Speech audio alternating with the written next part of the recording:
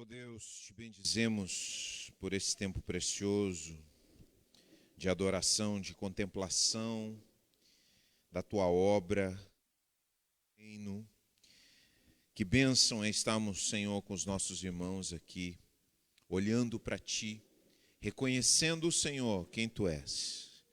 Ó Deus, continua trabalhando em nós, através da tua palavra, continua erguendo nossos corações e nossas mentes, Senhor, para olharmos para os céus, para olharmos para ti, Senhor, e sermos, Senhor, diante da visão, do entendimento, da contemplação de quem tu és, Senhor, nós possamos direcionar nossos passos a partir disso, Senhor.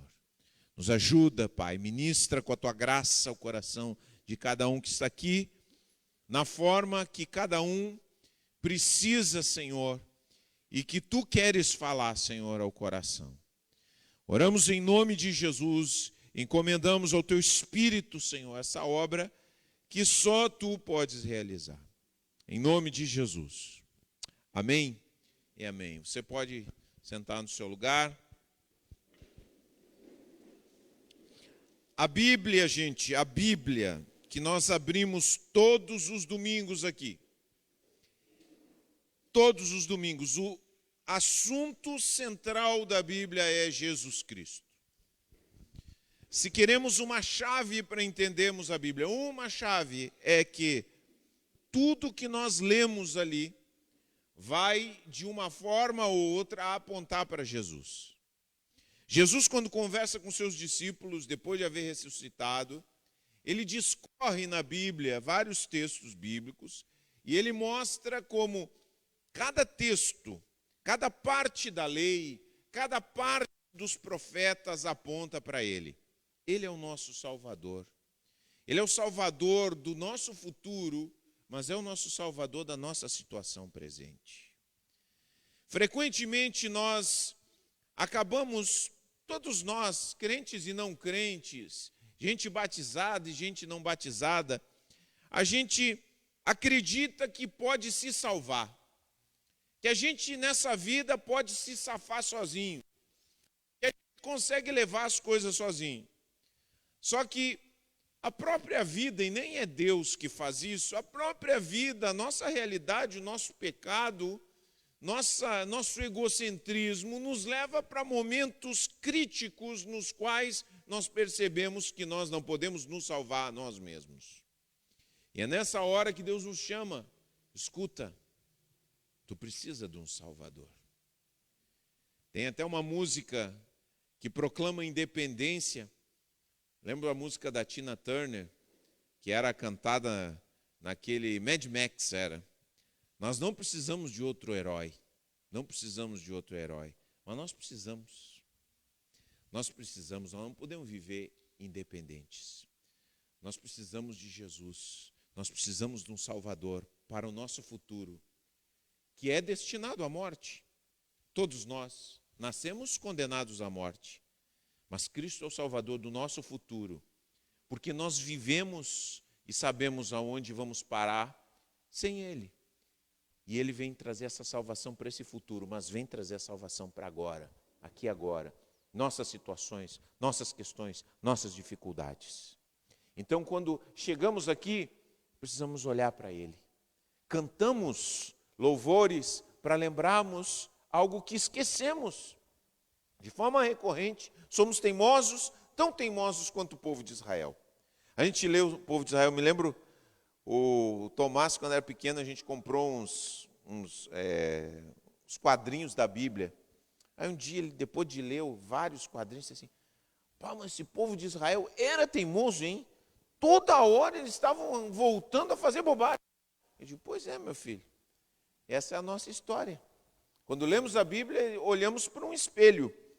Olhamos e dizemos, ó, que feio isso aqui, mas daqui a pouco o Espírito diz assim, escuta, esse aí é tu, é igualzinho, exatamente a mesma coisa, feito da mesma carne, das mesmas tendências.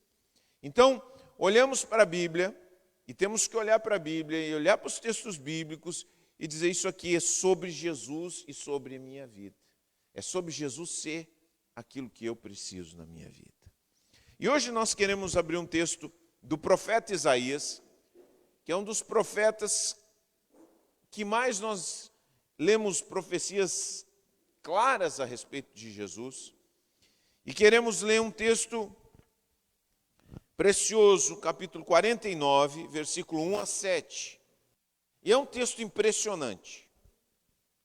Esse texto é um texto impressionante. Por quê?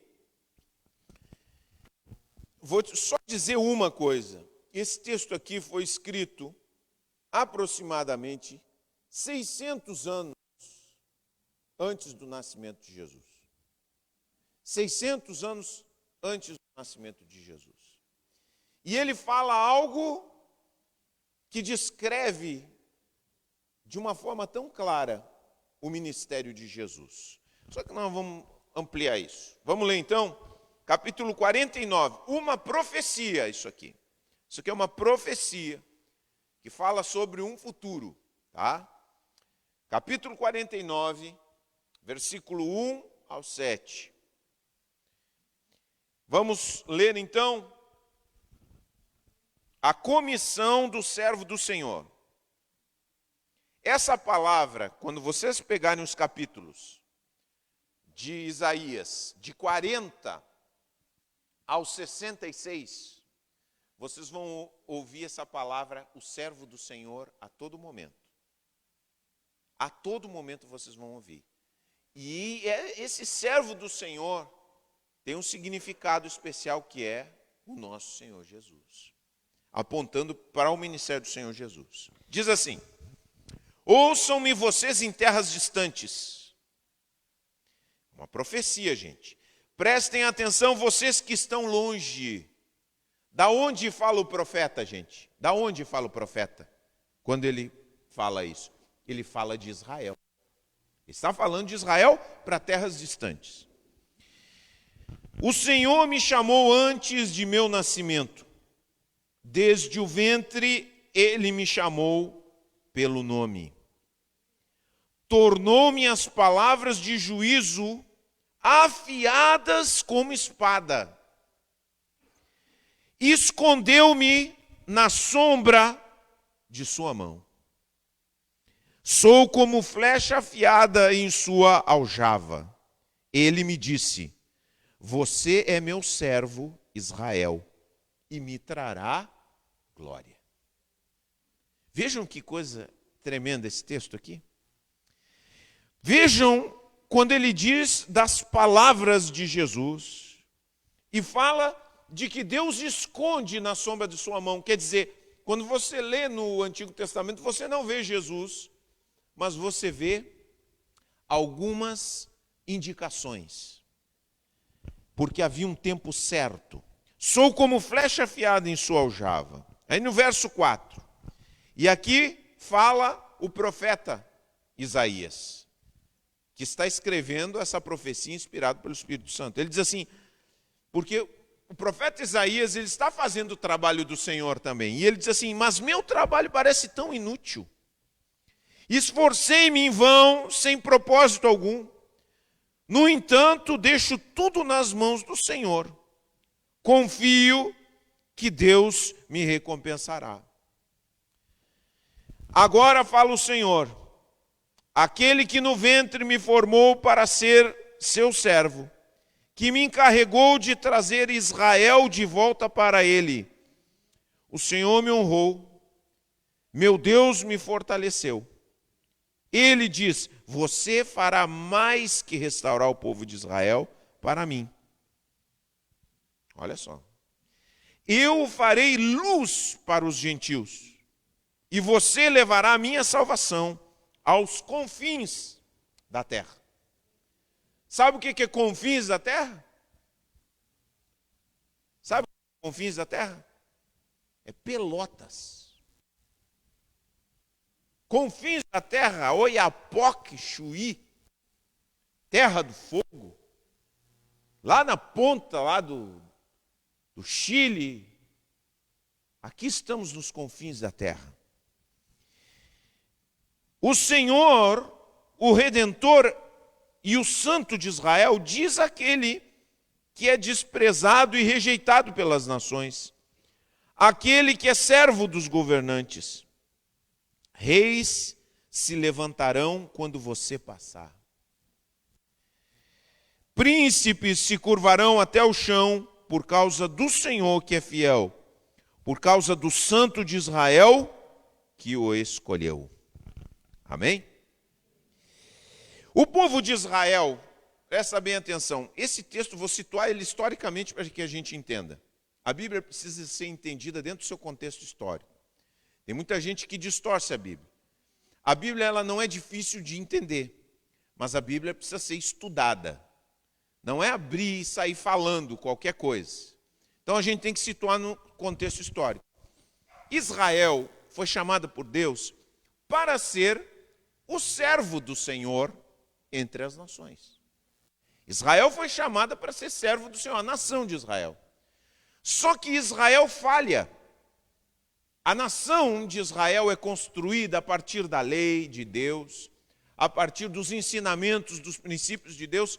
Só que ela começa, em vez de olhar para os princípios de Deus, para aquilo que Deus falava, para aquilo que os profetas falavam, o que ela começou a fazer? Ela começou a voltar os seus olhos para fora, para como as nações agiam. Chega uma hora que ela olha para as nações e diz assim, as nações têm rei, eu quero rei também. E Deus diz assim, não é tempo de ter rei, não, mas nós queremos rei.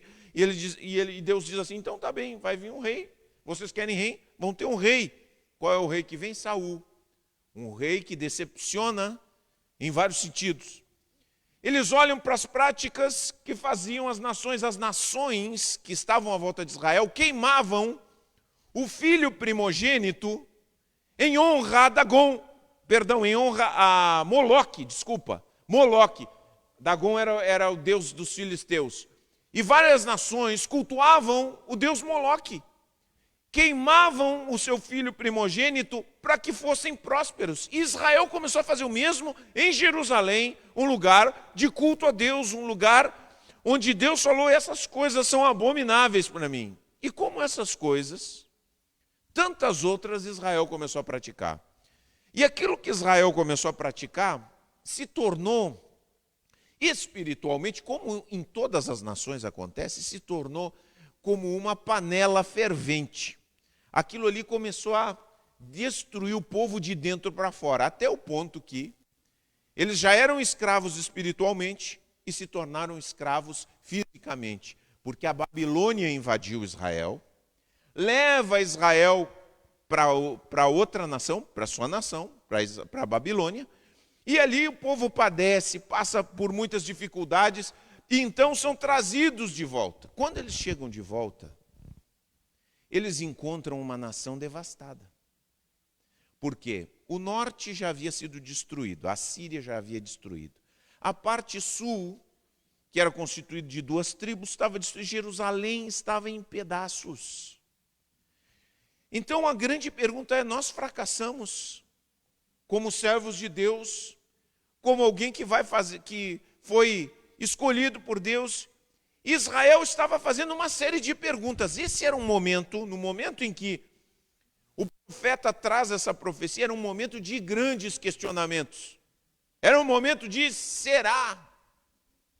Havia um questionamento, primeiro teológico. Será que o nosso Deus, o Deus de Israel, é realmente o Deus Todo-Poderoso? Porque, imagina, na cabeça das nações, Deus poderoso era o Deus da nação que estava dominando.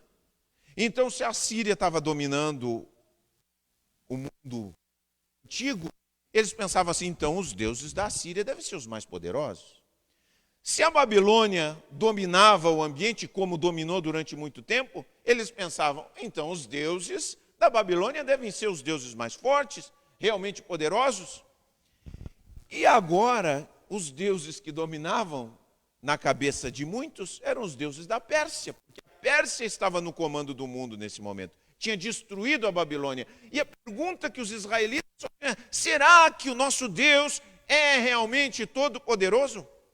Será que o nosso Deus realmente tem domínio sobre todas as coisas? Porque olha aqui, nós fomos para a Babilônia, agora nós voltamos. Será mesmo? Será que ainda há um propósito para nós? Será que há uma saída dessa nação devastada, dessa nação destruída, dessa nação espicaçada, em ruínas? Será que nós vamos ter uma restauração? Se perguntavam eles, será que nós vamos retornar a ter alguma pujança espiritual? Será que nós vamos ter alguma importância nesse mundo? Porque ouvimos um grande chamado, mas o que nós colhemos foi uma vida de corrupção, uma vida sem futuro agora, ou uma vida sem muitas perspectivas naquilo que nós estamos vendo. E aí então, no meio de todas essas perguntas, desses grandes questionamentos, e todos nós espiritualmente passamos por questionamentos. Quantos de nós passamos por questionamentos também? Quantos de nós não nos perguntamos coisas, puxa vida, por tudo que eu passei, será que tem futuro para mim? Pelas questões e dificuldades que eu tenho, olha só como é que está a minha vida, mas será que a minha vida, olha só, eu sou cristão e olha essas coisas que me aconteceram. Nós tentamos entender muitas vezes as coisas que estão acontecendo e temos esses questionamentos espirituais, e era isso que estava acontecendo. E aí então, Deus começa a falar com a nação. Deus começa a falar com a nação e começa a mostrar algumas coisas para eles que são fundamentais. Escuta, vocês falharam. E Deus, se vocês olharem os textos de Isaías declara, não, a palavra de Deus, que eles haviam falhado realmente. Só que eles tinham falhado como servo do Senhor. Então, Deus iria levantar um servo perfeito, que iria realizar tudo aquilo que Israel tinha fracassado em realizar. Tudo aquilo que Israel espiritualmente deveria ter feito. Deus iria levantar um servo perfeito que iria realizar no lugar deles. Eles se sentiam completamente fracassados e Deus aponta, escuta, na sombra da minha mão está o meu servo. E eu dei a esse servo uma espada afiada, suas palavras são espadas afiadas. Ele vai ser como uma flecha na minha aljava, ele vai realizar as coisas que eu estou dizendo que vai acontecer. E príncipes e reis vão se ajoelhar diante desse servo do Senhor. Há uma palavra de esperança aqui para o povo. Deus aponta algo. Só que quando nós lemos isso, gente, presta bem atenção, nós estamos 600 anos antes daquilo que Jesus, do nascimento de Jesus. Tá? E aí tem algumas coisas que são absolutamente improváveis. Primeiro, a situação política de Israel. A situação política de Israel, como falamos, devastadora. Israel é escravo. Embora tenha vindo da Babilônia para Israel, de volta, ele é dominado pela Pérsia. E depois da Pérsia, Israel é dominado pela Grécia. E depois da Grécia, pelos Seleucidas. E depois tem a revolta dos Macabeus, e vem os romanos e dominam, e na época que Jesus chega, Israel é dominado pelos romanos. Mas então, essa profecia é uma profecia que aponta para algo glorioso em um momento absolutamente improvável. É uma declaração ousada em um momento em que a nação está em ruínas, absolutamente em ruínas. E é tão interessante, que quando a gente olha o que Deus faz através da história, a gente percebe algo glorioso aqui. Porque esse Israel, que é apontado no futuro, esse servo do Senhor, que iria realizar grandes coisas, é um servo que sairia de Israel.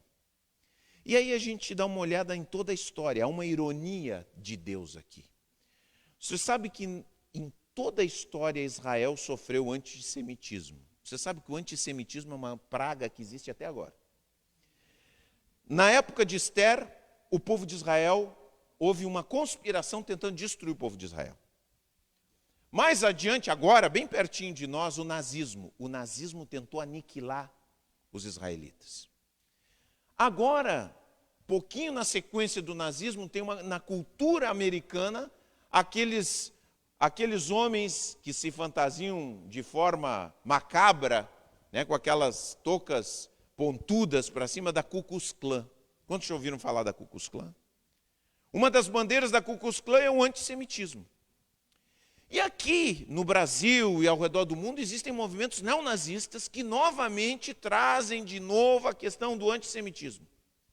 Israel é odiada, há espiritualmente um ódio contra os judeus que parece morrer e renascer, morrer e renascer, morrer e renascer dentro do mundo. Só que, em meio a esse ódio, Jesus se torna a figura principal da civilização ocidental. Ao mesmo tempo que o diabo levanta o ódio aos judeus, a principal figura da civilização ocidental se chama Jesus Cristo, um judeu de Israel. Aqui está a grande glória, porque se alguém chegasse e dissesse para os povos da Babilônia, os povos, é mais ou menos como alguém de uma cidadezinha pequena, vamos dizer, lá de Frederico Westphalen, dizer: Frederico Westphalen será luz para as nações, daqui sairá a pessoa que... A pessoa fala: quê? Todo mundo pode esperar alguém de Nova York, todo mundo pode esperar alguém da Europa, todo mundo pode esperar alguém de algum lugar mais glorioso, mas o que Deus faz é extraordinário. Ele diz: o meu servo vai sair daqui. E não só isso, está falando de Israel e diz que vai chegar às nações mais distantes. Presta atenção, ouçam-me, versículo 1. Ouçam-me vocês em terras distantes. Aqui estamos nós. E nós vemos que o poder que faz chegar a terras distantes é um poder tão extraordinário que ele não conta com dinheiro. Jesus, Deus, estabeleceu sua palavra sem o apoio de fortunas. Através da humildade, através do serviço humilde de servos ao redor do mundo, Deus usou pessoas que levaram sua palavra a diferentes lugares. Você vê o poder de Deus se manifestando. Você vê a maneira de Deus agir. Você vê como Deus não se vê restrito e dependente. Tem muitas pessoas, como pastor, muitas pessoas com recursos já chegaram aqui na igreja. E geralmente as pessoas com recursos, não são todos, né? Cada pessoa tem uma história. Mas algumas pessoas que chegaram aqui tentaram com esses recursos viabilizar uma influência a partir desse dinheiro dentro da igreja. E nós nunca tivemos e nunca fomos... a nossa cabeça como pastores aqui foi manter o nosso foco em Jesus. De não buscarmos nem pensarmos assim: nós precisamos de alguém com muito dinheiro para viabilizar a obra de Deus nessa igreja. Sabe por quê? Porque nós sabemos que Deus não precisa. Deus pode usar os ricos, mas Deus não precisa de dinheiro abundante para realizar os seus propósitos. Deus pode usar o humilde como tem feito até aqui. Usando o humilde, o improvável, o último que havia na panela da viúva. Não tinha muita coisa, tinha um pouquinho de farinha. E Elias disse assim: faz um pão para mim. E a partir daquele pouco, Deus multiplicou. Deus não disse assim: eu preciso de grandes, ricos, bilionários para fazer a minha obra. Não. Se o rico, se o bilionário quiser vir, ele vem, mas tem que vir em humildade. Agora, se não quiser, Deus vai realizar de outras maneiras. Porque aqui a profecia, 600 anos antes, é sem dinheiro. E a profecia se realiza sem poder humano. Porque romanos não eram a favor de Jesus, babilônios não deram apoio a Jesus, persas não deram apoio a Jesus, nem a Israel, de forma a dizer, não, a religião de vocês tem que ir para adiante. Não, não houve nenhum desses apoios. O apoio foi do Espírito Santo realizando sua obra. A profecia, quando é dita, é totalmente improvável a sua realização. Não há exércitos armados para impor a palavra de Deus sobre as pessoas.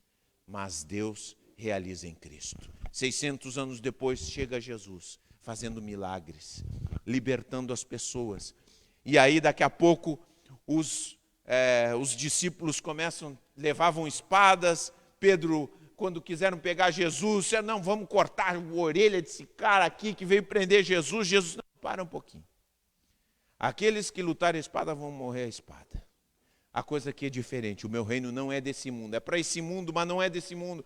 Funciona diferente. Quando Jesus foi lavar os pés dos discípulos, Pedro disse, não, Senhor, não vai lavar. Ele disse, para um pouquinho. Se eu não lavar os teus pés, tu não tem parte comigo. O reino que Deus veio estabelecer é um reino que se impõe pelo Espírito Santo. É um reino que se estabelece pelo poder da graça. É um reino que não depende de poderes humanos. É um reino que trabalha no coração. É um reino que não é estabelecido a partir da espada. A partir do momento que um discípulo pega uma espada, o reino foge do seu coração. Aí se estabelece o humano e não o reino de Deus. Mas quando os discípulos em humildade dizem, não, Senhor, então é lava-pés mesmo. O reino de Deus é um reino de servos que lavam os pés dos seus compadres, dos seus amigos, dos seus irmãos, que amam seus inimigos, que oram por seus inimigos. Esse é o reino prometido lá, luz para os gentios. Agora, o que isso tem a ver com a gente? A grande pergunta. Pastor, legal, a profecia, Deus realizou a profecia. O que isso tem a ver com a nossa vida? O que tem a ver com a minha e com a tua vida? Tem 4 coisas que eu quero compartilhar com você rapidamente. 4 coisas que essa profecia tem tudo a ver conosco. Há uma promessa aqui, já realizada em Jesus e que vai continuar se realizando na história. É que a humildade vencerá. Diga comigo, a humildade vencerá. Você quer ver a salvação de Deus na tua família? Você quer ver a salvação de Deus no teu ministério? Você quer ver a salvação de Deus na tua vida em todos os sentidos? Apegue-se à humildade do servo do Senhor. Daquele que morreu, daquele que realizou seu ministério sem holofote, sem dinheiro, sem poder político. E saiba que essa humildade vencerá. Essa humildade operará a diferença dentro da tua casa, dentro do teu trabalho, dentro de tudo que tu faz. A partir do momento que tu disser, eu sou o cara, você vai perder. Comigo não, você vai perder. Agora, uma vez que você se renda, eu te garanto, a palavra de Deus garante, a humildade vencerá. A humildade do servo do Senhor venceu. Só que essa não é uma mensagem para o passado. Continua. A humildade do servo do Senhor continuará vencendo. Seja humilde, meu irmão. Ande por caminhos humildes e não despreze coisas pequenas. Nós estamos numa cultura da celebridade, certo, gente? Ser famoso hoje não tem mais um sentido. As pessoas querem ser famosas por ser famosas. Só por ser famoso. Seria legal se as pessoas fossem famosas porque são um grande violinista. Mas hoje não. As pessoas, se tiverem um bumbum grande, o maior bumbum do mundo, é famoso por causa disso aí. Não tem. Os glúteos podem fazer você ser famoso nesse mundo. O importante é ser famoso, não importa pelo quê. É tanto assim, há bem pouco tempo atrás, né, tem pessoas que se destacam aí na sociedade, fazem perfis falsos para tocarem músicas dentro do Spotify, para que dispare o toque de músicas, e a pessoa, foi a maior de todos, o maior de todos.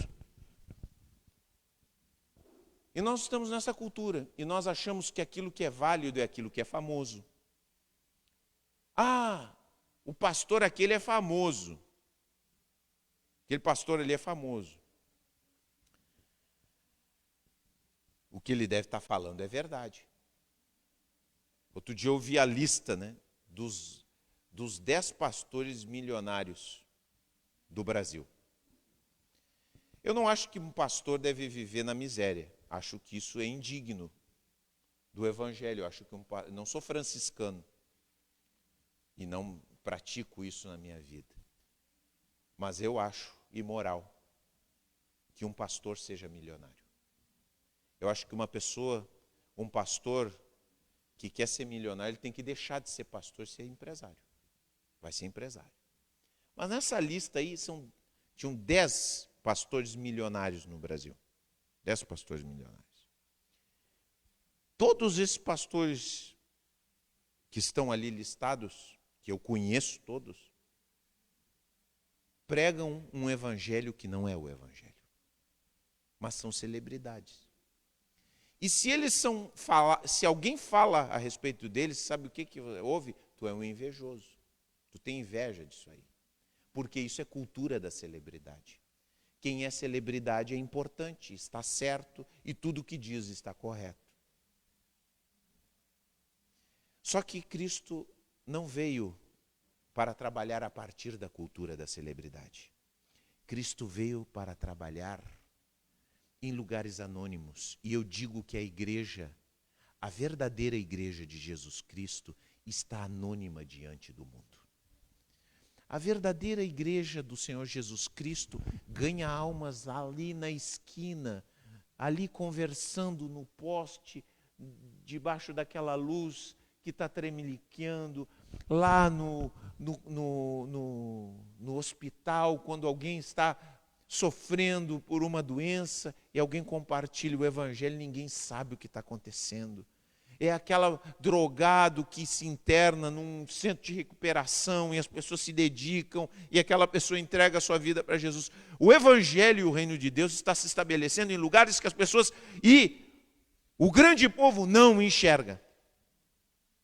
Não enxerga. Fora da cultura da celebridade. E o que isso diz para nós? Quando nós entendemos que a humildade vencerá nesse mundo. Isso diz muito para você e para mim, por exemplo, que nos reunimos na quinta-feira no grupo familiar. Talvez você chegue no seu grupo familiar com os olhos da cultura da celebridade. Você olha no seu grupo familiar, chega lá, de repente, tem 2, 3 pessoas. Aí você pensa, a mentalidade humana diz assim, meu Deus, que cultinho michuruca hoje. Michuruca. Quantas vezes você chega na igreja também e olha, tem clarões dentro da igreja. Hoje vai ser fraquinho. Por quê? É a mentalidade da cultura da celebridade. Mas o Espírito de Deus quer nos falar através desse texto, que o servo do Senhor, aquele que os mesmos reis se prostram diante dele, o servo do Senhor é um servo humilde, e que trabalha em 2 ou 3, que trabalha no conta-gotas, que trabalha no anônimo, que trabalha no desconhecido, que trabalha naquele que talvez não seja o mais talentoso, mas é fiel ao Senhor. Então, saiba, eu quero dizer para você, em nome de Jesus, saiba quando você chega naquele grupo familiar de 2 ou 3 pessoas, que Cristo está avançando o seu reino naquele grupo pequeno que talvez você muitas vezes está desprezando. E muitas vezes quando você despreza o pequeno, o anônimo, o desconhecido, o sem glória, você está desprezando o reino de Deus que se estabelece na humildade do servo do Senhor. Quantas pessoas viram os milagres de Jesus. Você olha um padrão dentro da Bíblia, Deus operando sempre nas margens. Deus na Bíblia é um marginal, não no sentido de ser um bandido, mas nas margens. O povo que ele escolhe é um povo marginal. Deus vai lá entre os caldeus e escolhe um Abraão e chama ele. Ele ouve uma voz e ele é uma pessoa só. E daquela pessoa nasce um outro.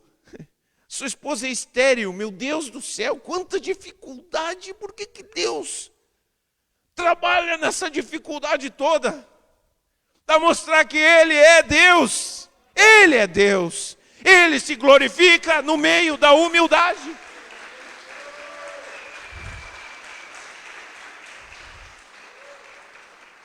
Então não desprezemos aquilo que Deus faz.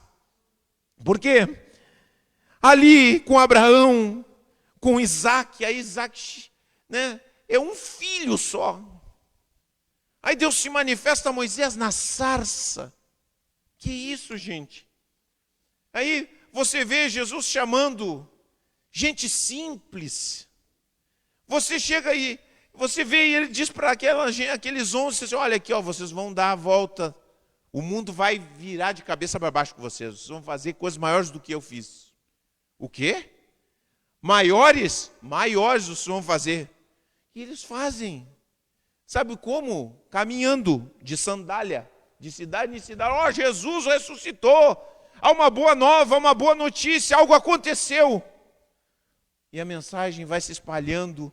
E daqui a pouco começa a incomodar os políticos da época. E os políticos, vamos matar essa gente, está incomodando, começam a matar.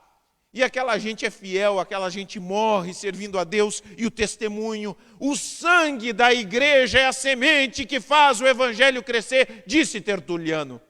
É a semente, os mártires, o sangue dos mártires é a semente da igreja. Enquanto matavam, a igreja crescia. Porque Deus opera na humildade e a humildade vence. Então não despreza as pequenas coisas que Deus faz. Não despreza porque Deus ainda está operando desse jeito e vai continuar operando até o dia glorioso, no qual as pessoas vão dizer, uau, que tu é crente? Tu é de Jesus? Oh meu Deus, essa obra era de Jesus. Pois é, ninguém viu, ninguém enxergou. Mas Deus está vendo, Deus está agindo, Deus está operando. Não despreza o pequeno, não despreza a humildade, não despreza. Eu tenho visto, sabe, eu me impressiono de homens fiéis, homens dedicados a Deus. A Cláudia sempre dá testemunho, eu também conheci gente assim. E tem pessoas que são, assim, marcantes, né? Porque elas representam isso, né? E a Cláudia sempre fala de um homem que a gente conheceu também lá de Rivera, Lima.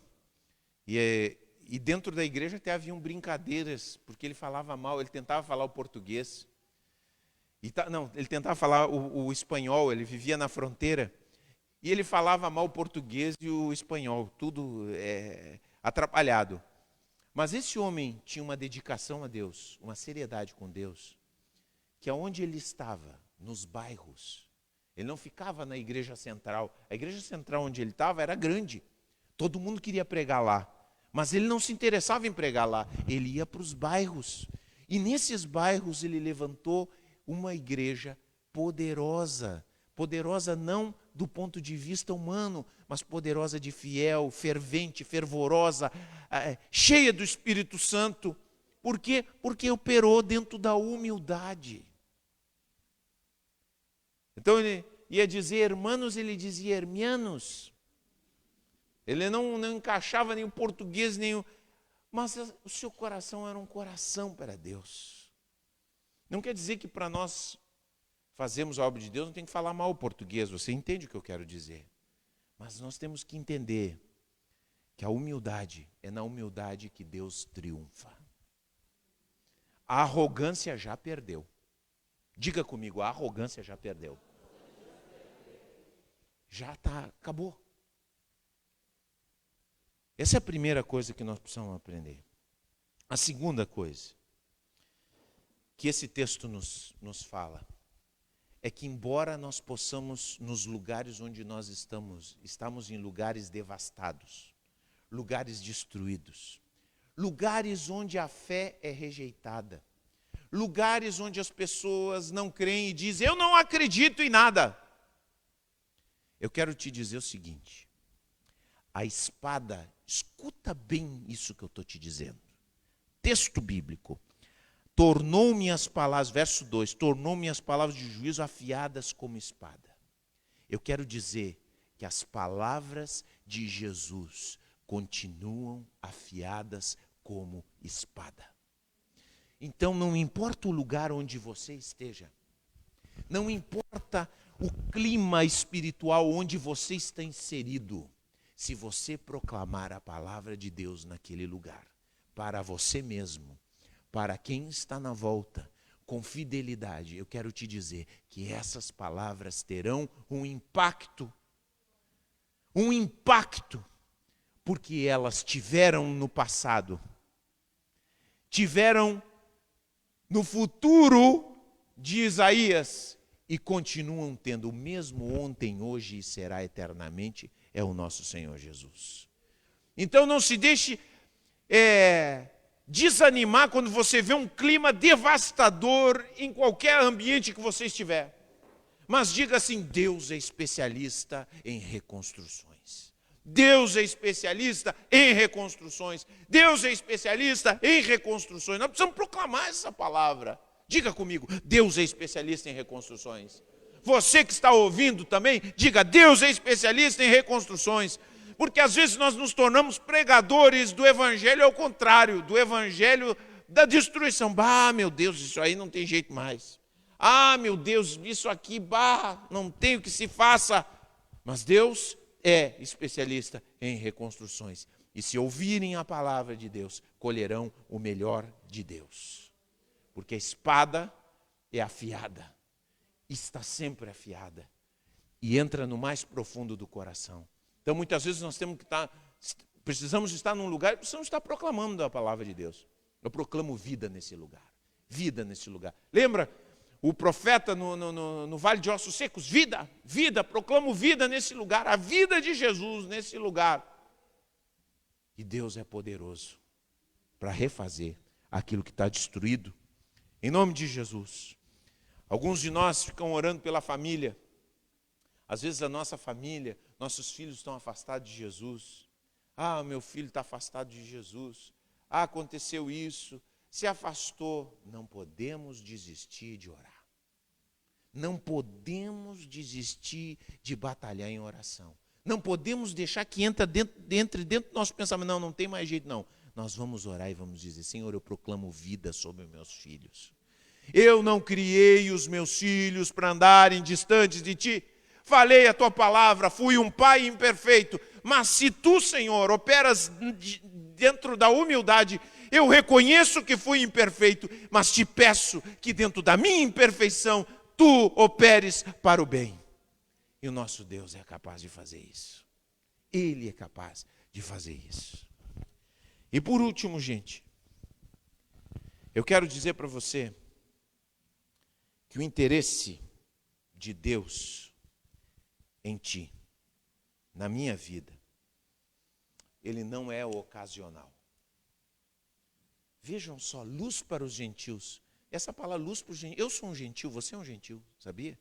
Essa palavra aqui, luz para os gentios, quer dizer, o interesse de Deus, às vezes, nós enfraquecemos na nossa vida espiritual, porque, claro, a gente comete erros, a gente toma caminhos que não deveria ter tomado.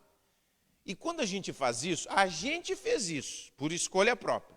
Só que quando a gente faz isso, aí a gente chega uma hora que a gente cansa de diz, não, vou voltar. E aí vem uma voz na nossa cabeça, aquela voz acusadora, diz assim, escuta, o interesse de Deus, tu já fez muita coisa ruim, cara. Tu já meteu a pata, como diz os castilhanos. Tu já estragou tudo. Não tem mais o que se fazer contigo. Não dá. Chegou para ti. Deu. Mas eu quero te dizer que Deus não olha para nós como instrumento utilitário. Olha para, não serve mais não. O interesse de Deus por nós é eterno. Deus, ele é jovem. O jovem não cansa. Sabia que o jovem não cansa? Deus, por ser eterno, ele é eternamente jovem. Ele não envelhece. Velhice quer dizer cansaço. Nós vamos envelhecendo, vamos ficando cansados, né? Embora tenha umas pessoas que já nascem cansadas, né? Mas a gente vai envelhecendo e vai perdendo o pique. É ou não é? A gente até tenta bancar, né? Não, eu consigo e tal. Mas chega lá em casa e está mortinho, moído. Mas Deus não é assim. Deus não cansa nunca. Deus não se cansa. Ele fala em Isaías, ele não se cansa. O Senhor teu Deus não se cansa, não se fatiga. Ele insiste. E o seu propósito conosco continua, embora algumas coisas que tenhamos feito, tenhamos saído do caminho. Deus diz assim, vem cá, eu vou trabalhar contigo. Vem que eu vou trabalhar contigo. Vem que eu vou trabalhar na tua vida. Vem que eu vou trazer salvação para ti. Vem que eu vou te mostrar algumas coisas que tu precisa. Aí a gente, não, mas não tem mais jeito. Aí a gente para de orar, para de perseverar e deixa aquilo entrar. Mas Deus está te dizendo, nessa noite, que Ele não te olha como alguém que olha para algo útil.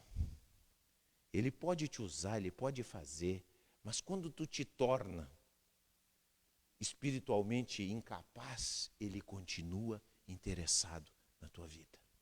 E continua fazendo de tudo para te trazer de volta. Deus é incansável. Deus é incansável. Não vamos deixar que Deus trabalhe em vão. Amém? Não vamos deixar que Deus trabalhe em vão. Porque eu, quando penso que Deus está interessado, eu digo assim, puxa, eu vou me apressar. Eu vou entrar nos trilhos logo. Porque eu não posso desprezar esse Deus que opera de formas tão diferentes, tão insistentes, através de coincidências. Oh, que coincidência! E Deus agindo, Deus insistindo. Chega aquele convite, você dá com aquela palavra, meu Deus, esse versículo, Senhor amado. Daqui a pouco você ouve uma pregação, você vê um vídeo, você está lá se distraindo nas redes sociais, tentando esquecer da vida, e Deus está falando contigo. Daqui a pouco você encontra uma pessoa que você diz, eu nem queria encontrar, mas daqui a pouco você encontra e lembra que Deus tem um propósito contigo. Daqui a pouco você está lá pensando na vida, e o Espírito Santo sussurra no teu coração do nada. Volta, rapaz. O que tu está fazendo aqui? Sabe aquele negócio de Elias? Está na caverna, você entrou numa caverna existencial. Quantas vezes nós entramos numa caverna e ficamos ali? E aí Deus vem dizer, o que tu está fazendo aqui, rapaz? Isso aqui não é o teu lugar. Te levanta, olha aí, está aí a comida. Come e segue o teu caminho, vaza daqui. É o amor de Deus que não se cansa de nós. É o servo do Senhor, humilde, que opera na humildade, que anda nesses caminhos que não são o jeito do homem, não são o jeito humano de ser, não é nosso planejamento estratégico. É como Deus faz, é como Deus fala. Às vezes a gente diz, mas como Deus? Às vezes a gente pensa, né? Daqui a pouco a gente ouve uma coisa, uma palavra que não tem nada a ver, e Deus nos traz alguma coisa completamente diferente do que o Espírito Santo de Deus faz na nossa vida. É incrível. Deus é o Deus das improbabilidades, dos impossíveis. Vamos render nossa vida a Ele e vamos ver Deus realizando no pequeno, na tua vida, no futuro, mas no presente, as coisas que a gente nunca imaginou que poderia acontecer. Vamos ficar de pé em nome de Jesus. Eu quero convidar você a cantar uma música.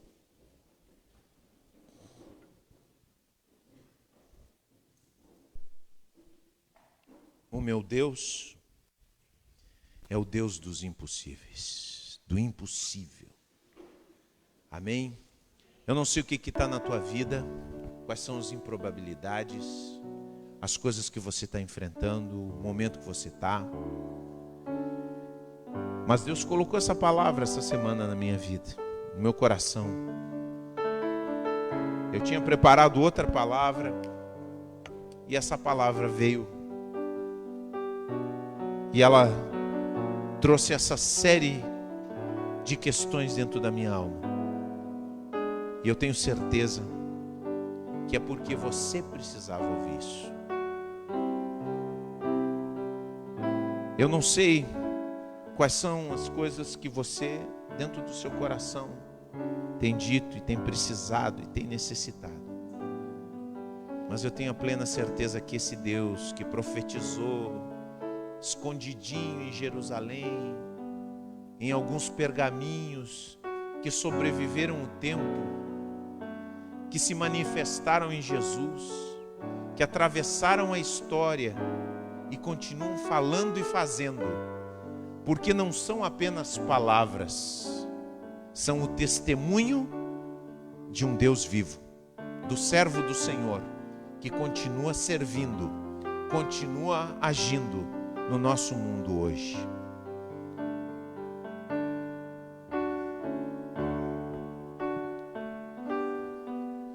O meu Deus é o Deus dos impossíveis, Jeová Jireh, grande El Shaddai,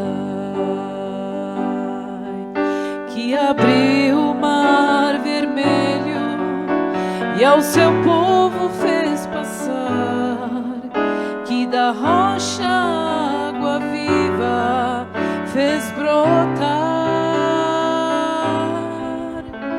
O meu Deus é o Deus do impossível, que liberta encarcerados das prisões,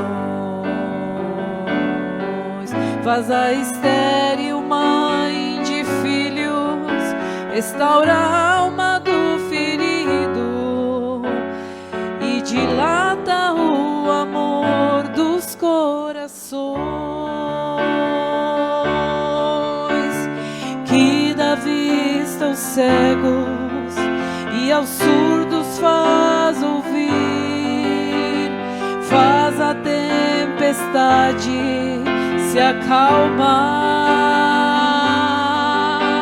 andou por sobre o mar e aos mudos fez falar, paralíticos e coxos fez andar.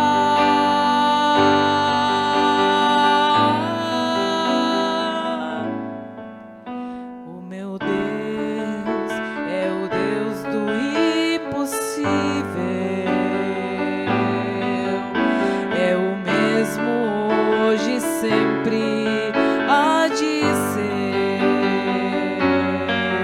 O meu Deus é o Deus do impossível e fará o impossível para você, e fará o impossível para você.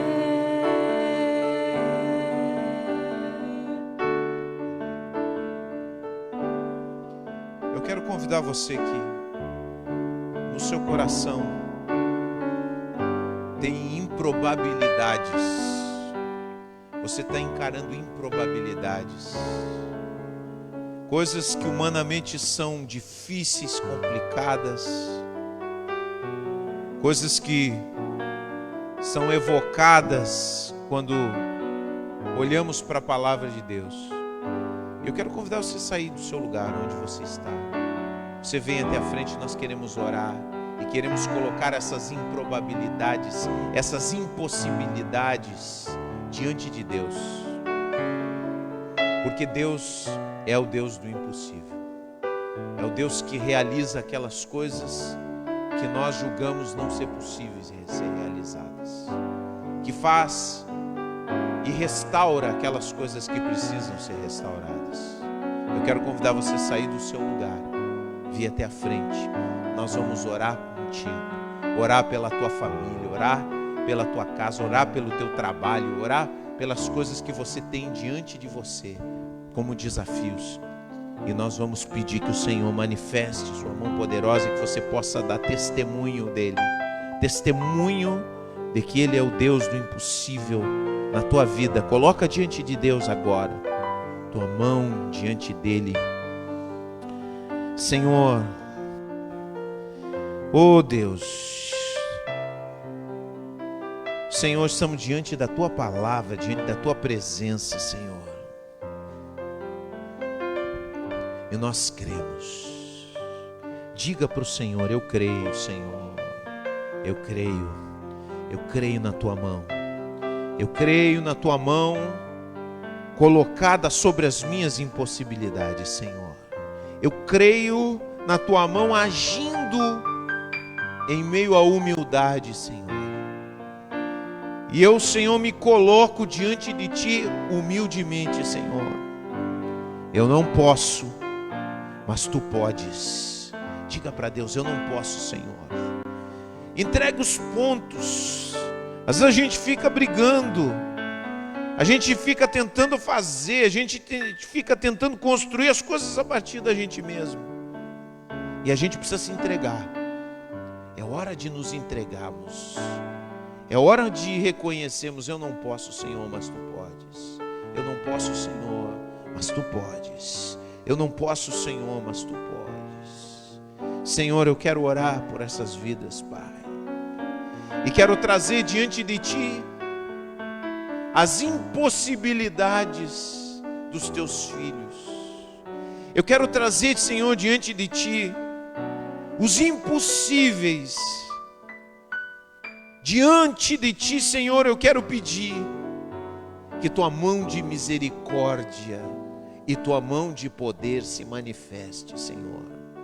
Eu quero orar, Senhor, para que tu, que és o servo do Senhor, manifesto em Isaías, aquele que se tornou a luz dos gentios, a nossa luz, aquele que falou de Israel a terras distantes, aquele que disse que sua palavra é como uma espada afiada, aquele que estava escondido à sombra do Altíssimo, aquele que diante de uma nação tão pequena que fracassou, se ergueu para realizar aquilo que os homens não puderam realizar. Agora, Senhor, nós estamos na mesma situação, Senhor. Como Israel, Senhor, nós também fracassamos em tantas coisas. Batemos, Senhor, em um muro de impossibilidades, Senhor. Batemos em uma cerca, em uma prisão da qual não conseguimos sair sozinhos, Senhor. E nós clamamos a Ti nessa noite, Senhor. Manifesta a Tua mão, a mão libertadora. Nós precisamos da Tua mão libertadora entre o Teu povo, Senhor. Oramos, tem misericórdia de nós. Age agora. Nós colocamos, Senhor, toda a nossa fé em Ti, Senhor.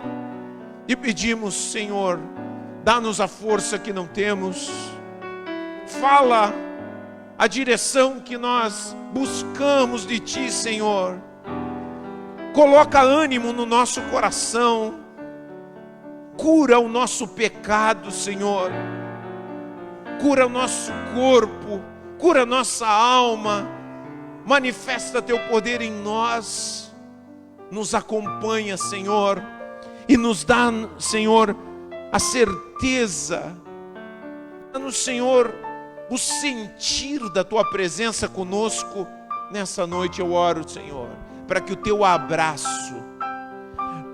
abraço se estenda, Senhor, na vida dos meus irmãos, e que eles possam sentir no seu espírito o acolhimento daquele que é o servo do Senhor, o servo perfeito, aquele que está sentado no trono, mas que também lavou os pés dos discípulos, aquele que é o leão da tribo de Judá, mas também é o Cordeiro morto pelos seus.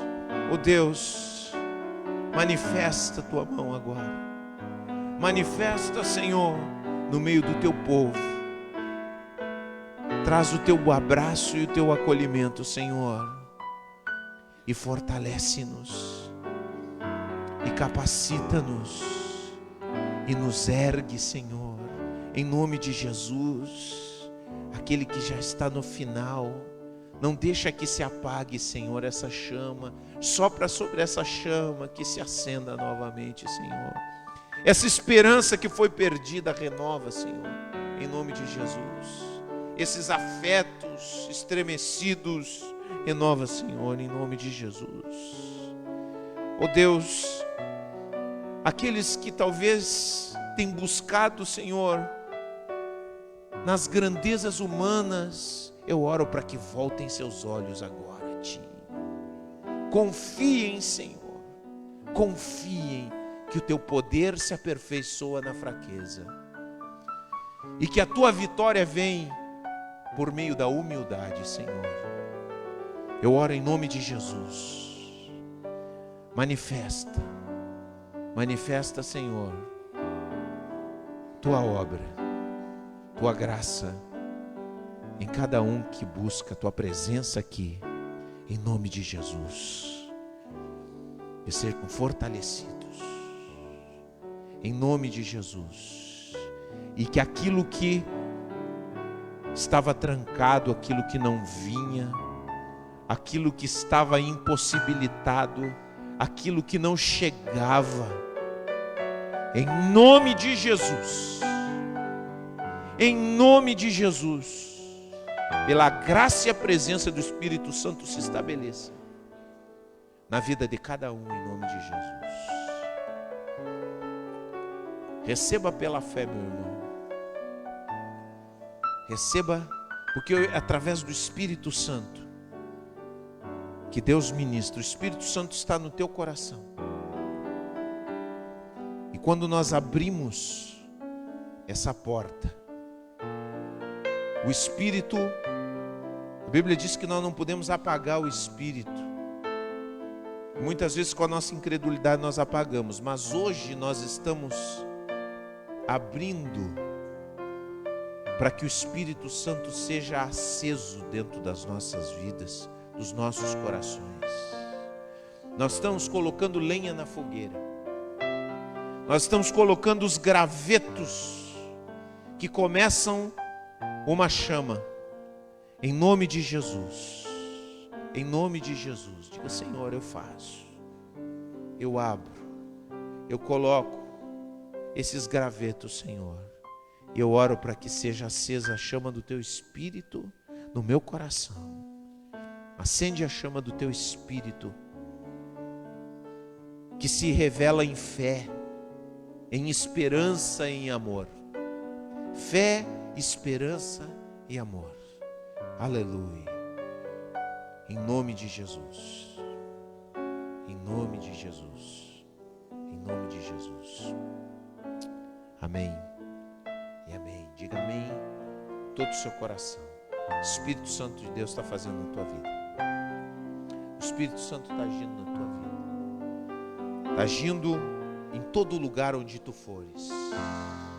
Onde quer que tu estiveres, o Espírito Santo está agindo. Ele está aqui, está no teu coração e vai continuar agindo. Porque o nosso Deus, Ele é incansável. Sua obra em nós é incansável. Permita e ouça a voz do Espírito.